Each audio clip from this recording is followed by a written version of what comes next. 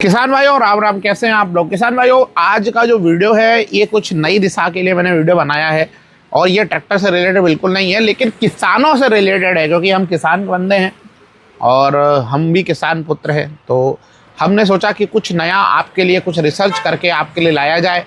और अगर आपको वीडियो अच्छा लगे और मेरी कोशिश अच्छी लगे तो आपसे निवेदन है कि चैनल को सब्सक्राइब जरूर कर लें और वीडियो को लाइक कर दें। शायद ये वीडियो और आपके जितने मेंबर्स हैं, आपके जानने पहचानने वाले हैं, शायद ये इन्फॉर्मेशन उन तक पहुंच जाए तो शायद उनका कुछ भला हो जाए। तो ये वीडियो ज़रूर शेयर करें, ठीक है। तो आमतौर पर हमारा भारत जो है कृषि प्रधान देश है, आप सभी लोग जानते हैं। और यहाँ की जो मुख्य फसलें हैं वो है गेहूँ, धान, सोयाबीन, सरसों। अब उनमें से जो सबसे मुख्य फसल आती है वो आती है गेहूँ। भारत में गेहूँ हर प्रदेश में उगाया जाता है और हर प्रदेश के हर जिले में गेहूं की फसल होती है। लेकिन गेहूं की अधिकतम पैदावार के लिए पहली सिंचाई और जिसको पहला पानी भी कहते हैं और खाद का सही प्रबंधन बहुत मायने रखता है। अगर आपने पहला बोलते ना पानी और पहला पोषक तत्व मतलब पहली खाद सही ढंग से दिया तो आपकी फसल काफ़ी अच्छी हो जाए। देने का सही समय क्या है और किस प्रकार से निर्भर करता है ये, और सही खाद का सही प्रबंधन बहुत मायने रखता है किसान भाइयों के लिए। तो ये सारी चीज़ें हम इम्पोर्टेंट होती हैं। तो गेहूं में पहला पानी देने का समय मिट्टी के प्रकार पर निर्भर करता है।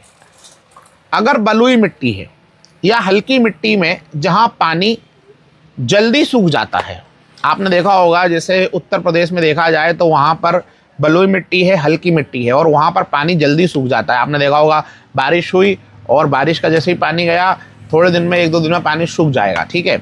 तो वहाँ पर 18 से 20 दिनों पर सिंचाई करनी चाहिए। समझ में आ रहा है बात? अगर मान लो आपने गेहूँ आज बोया है तो आज के 18 से 20 दिन बाद आपको वहां पर सिंचाई करना पड़ेगी जहां पर बलुई और हल्की मिट्टी है। अब जिस भी प्रदेश, जिस भी प्रांत में मिट्टी हो उस हिसाब से आप समझ लेना किसान भाइयों। इसके विपरीत भारी या नमी बनाए रखने वाली मिट्टी में कम से कम 30 से 32 दिनों के बाद ही पानी दिया जा सकता है। जैसे मान लो काली मिट्टी है या ऐसी मिट्टी है जहां पर नमी बनी रहती है, तो वहां पर किसान भाइयों आपको 30 से 32 दिनों के बाद ही पानी दें। सबसे ज़रूरी है कि आप पौधे को उखाड़ कर देखें कि उसमें मुकुट मतलब जड़ें, क्राउन रूट्स निकलना शुरू हुई कि नहीं हुई। अगर क्राउन रूट्स, क्योंकि यही अवस्था है जहाँ से किल्लो मतलब जो फुटाव का विकास शुरू होता है और यह पानी देने का सबसे सही समय होता है, ठीक है किसान भाइयों।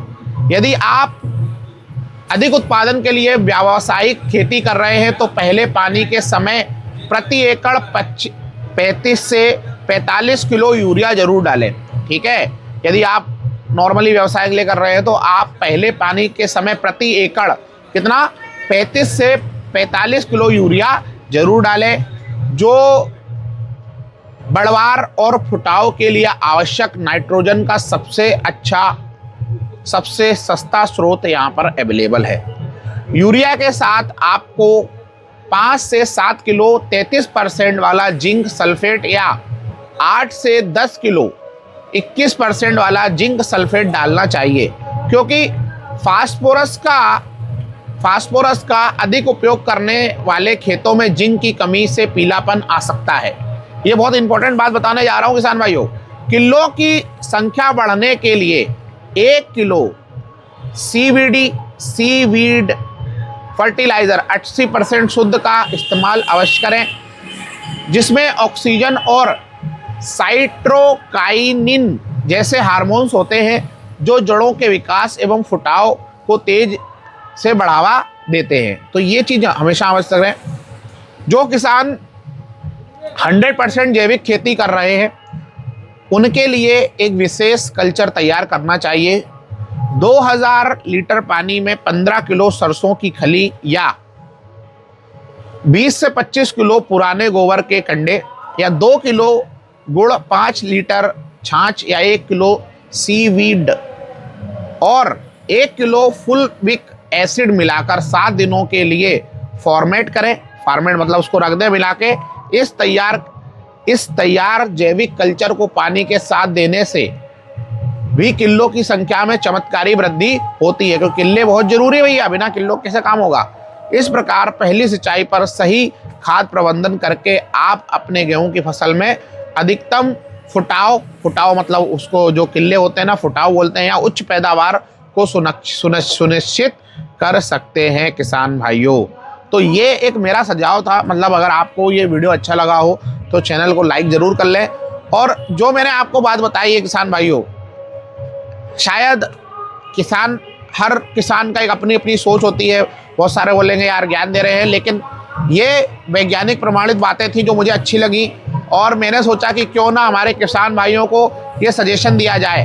शायद 1-2 किसान अगर इसका भी करते हैं, वैसे तो वो हमारे लाखों फॉलोवर हैं, लाखों लोग देखते हैं वीडियोस को, अगर उसमें से 1-2 को भी ये चीज़ें अच्छी लगी हों तो हमारा प्रोत्साहन करें और ऐसी अच्छी जानकारियों की हम कोशिश करेंगे आपके लिए लेके आए। और दूसरे तीसरे पानी का सही समय क्या है उसके लिए भी हम लेके आएंगे। तो बस आज के लिए इतना ही, मिलते हैं नेक्स्ट वीडियो में। बहुत बहुत धन्यवाद, thanks for watching, Ram Ram ji.